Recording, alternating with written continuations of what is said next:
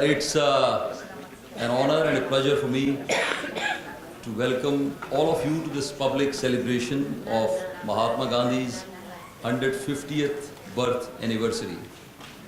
Friends, with this evening's public event, Embassy of India, Beirut starts year-long celebrations of this historic occasion, the 150th birth anniversary of Mahatma Gandhi, the father of the Indian nation. I'll request Mr. Ali Gandoor to make his comments. Your Excellencies, ladies and gentlemen, Adlir is pleased and honored to share the Indian Embassy this great event, the birth anniversary of a man who gave pride to the Indian people in their nation and their way of life that brought harmony to a society of multiple religions, languages, dialects, and social traditions. Mahatma Gandhi is one of the greatest reformers and the champion of peaceful revolutions. He revolted peacefully to end foreign occupation, bring independence, dignity, and prosperity to the Indian people. We, the Lebanese, and the Arabs in general, should have learned from Gandhi's legacy and revolt peacefully, avoiding the death of hundreds of people, destroying cities, and driving people homeless and refugees all over the world. Gandhi's legacy, freedom and dignity with peace and no wars. Thank you. The other day I was at Mike's barber shop. It is not only a hair salon, it is an institution. It's located very close to where we are having this event. You know, it's mentioned in many books on Lebanon. And next to me was a Lebanese gentleman. He distributed at my request these flyers on this evening's celebration. And he gave one to this gentleman next to me.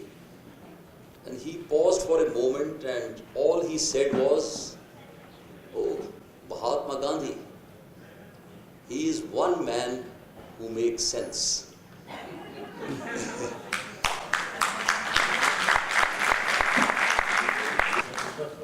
I think it would be really of interest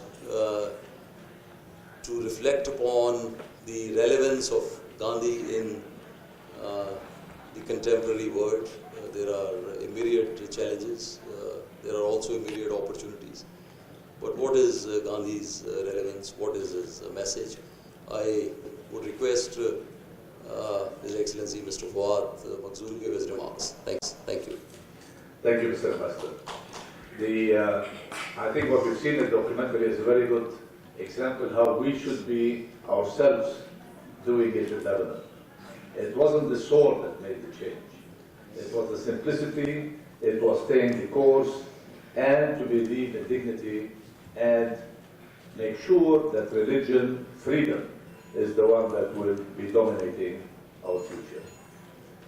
I think what we've seen in the documentary and what we all have read and we all have lived it, it's very clear that he was very clear on change, but he was very keen on clean change, on transparent change, and to stay in the course. As far as we're concerned, if we can reflect back into our own country, where we're going to, we should learn how to do these things in a way that's away from religion divide. And Lebanon is not as big as India, but of course it has the different mixture and the mosaic that existed in India, whether from ethnic to religious.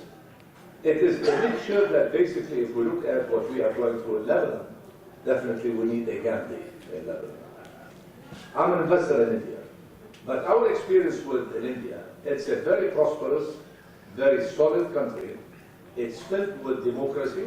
When we say it's the largest democracy in the world, it is actually the largest democracy in the world. They are actually, 500 million voted last time? Well, the size of the electorate is over 800 million. Okay, so when you look at that, and they still can secure a democratic result, that's what democracy is all about.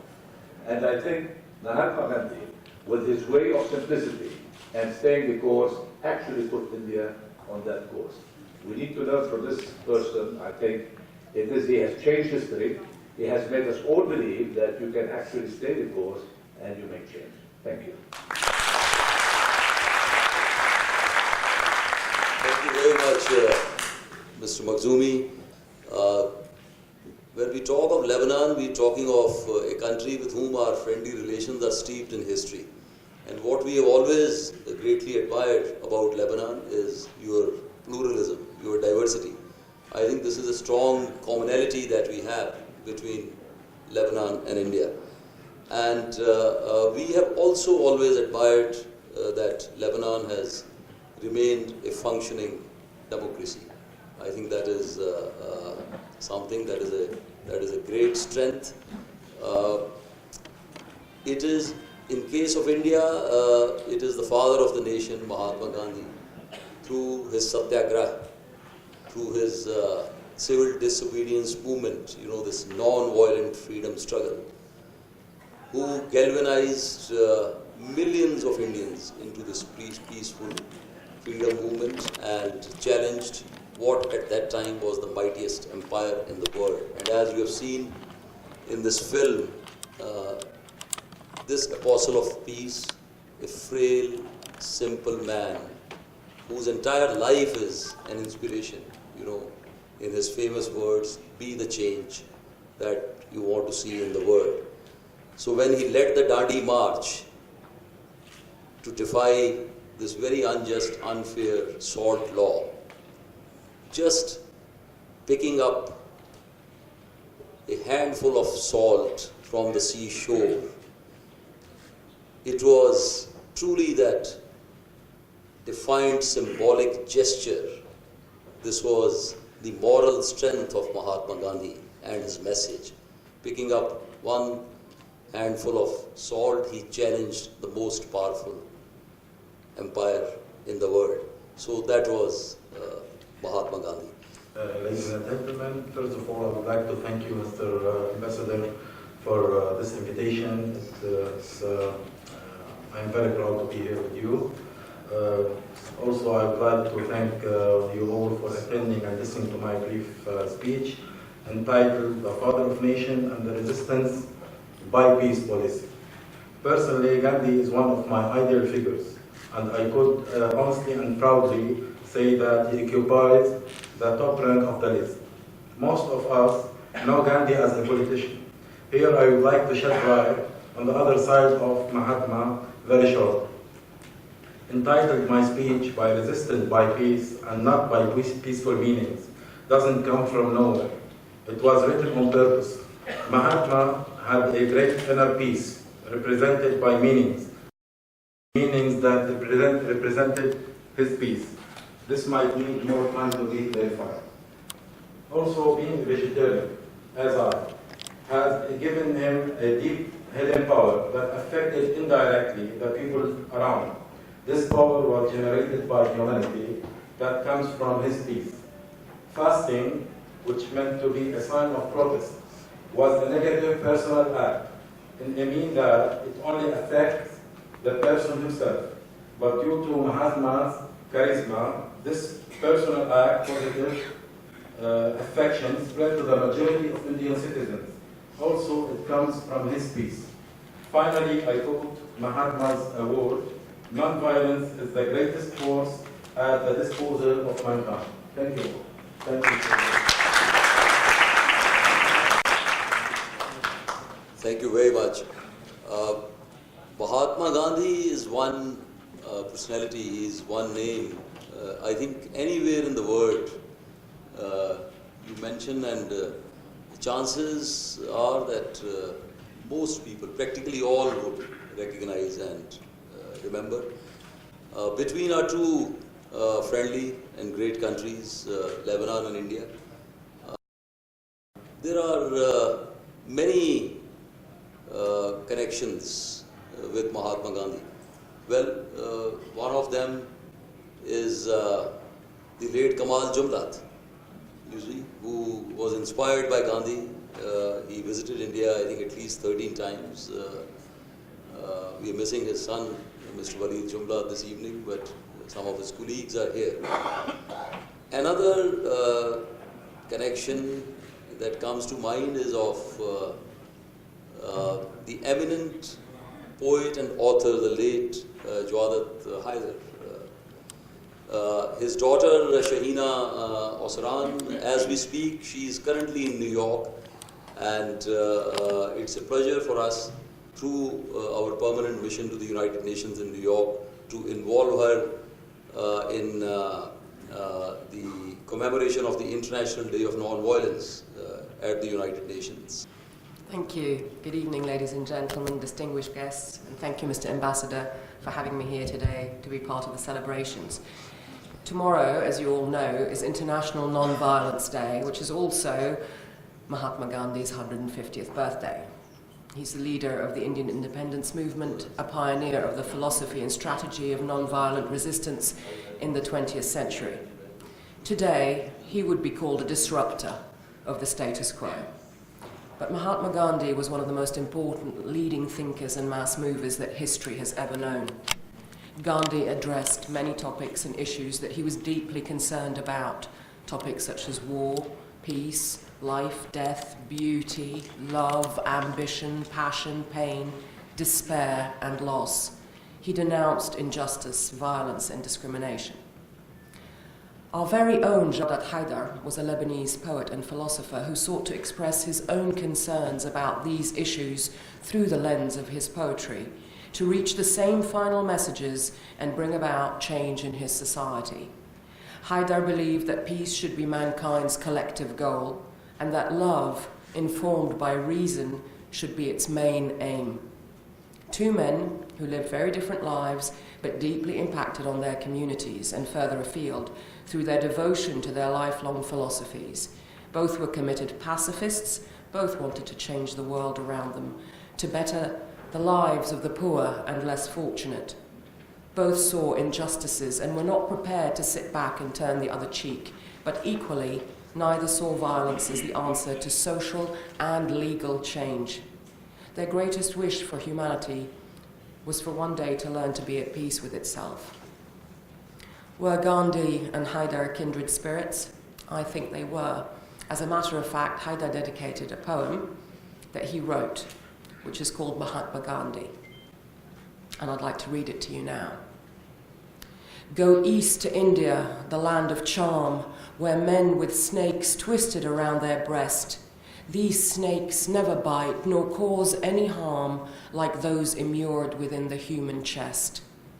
Gandhi, the great philosopher, once said, "We Indians are born patient and calm.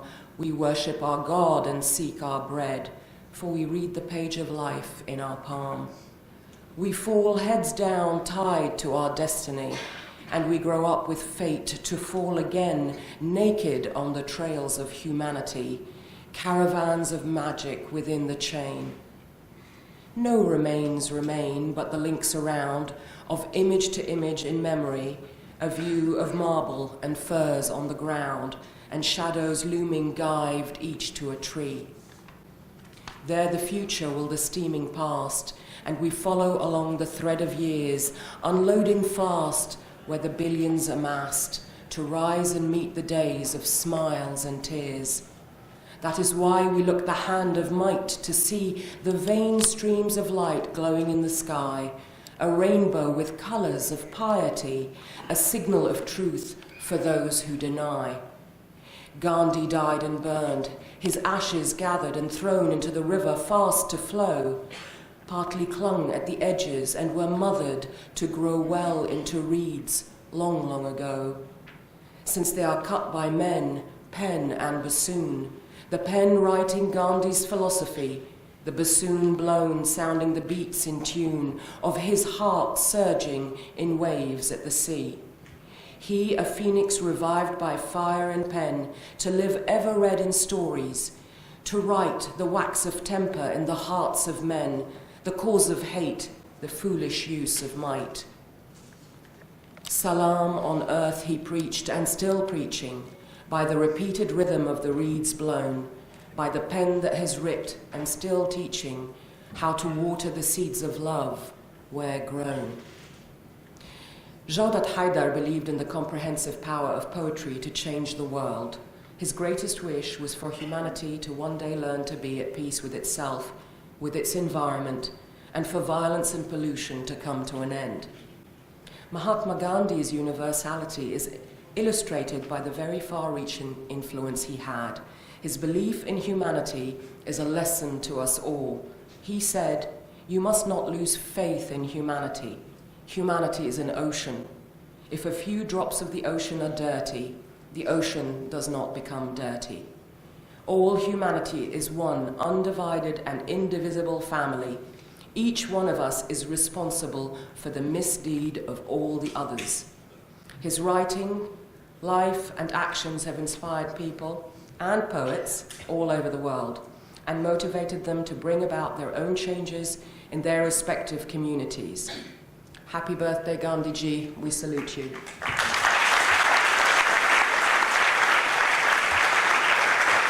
Father George Saliba, please. Good evening.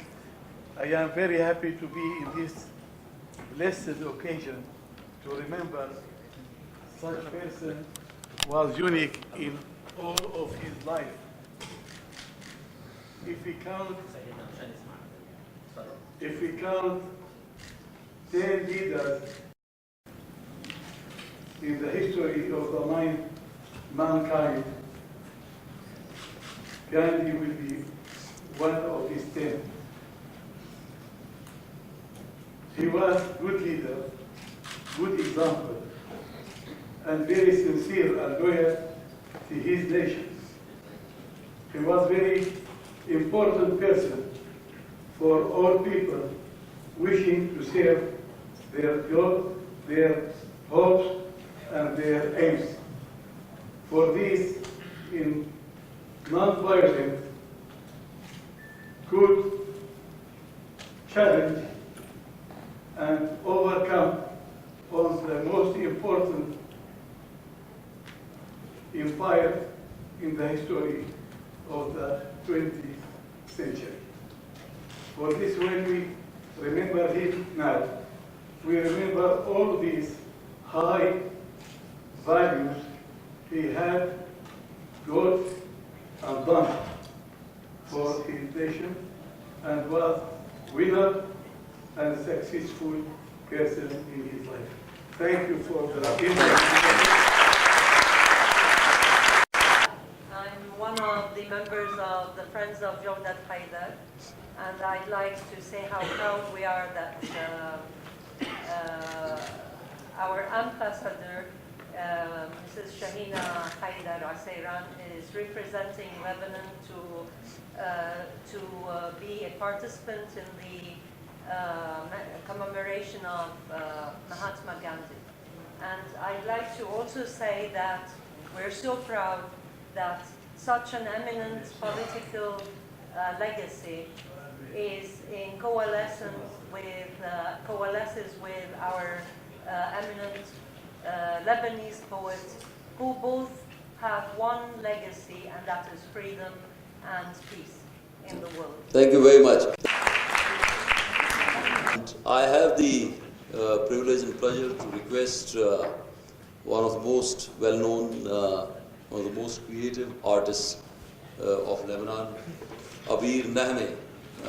No place embodies colors and diversity, heritage and hopes, like beautiful India or the incredible India.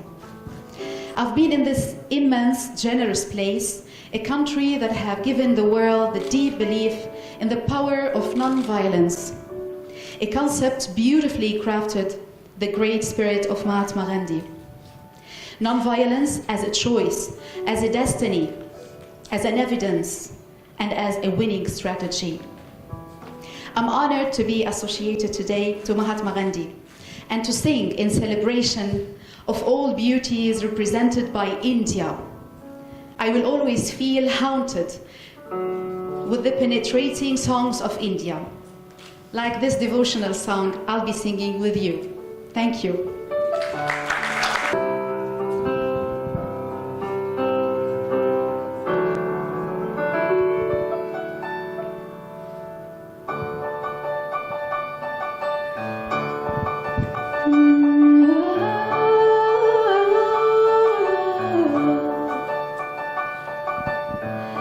वैष्णव जान तू तेने कहे जय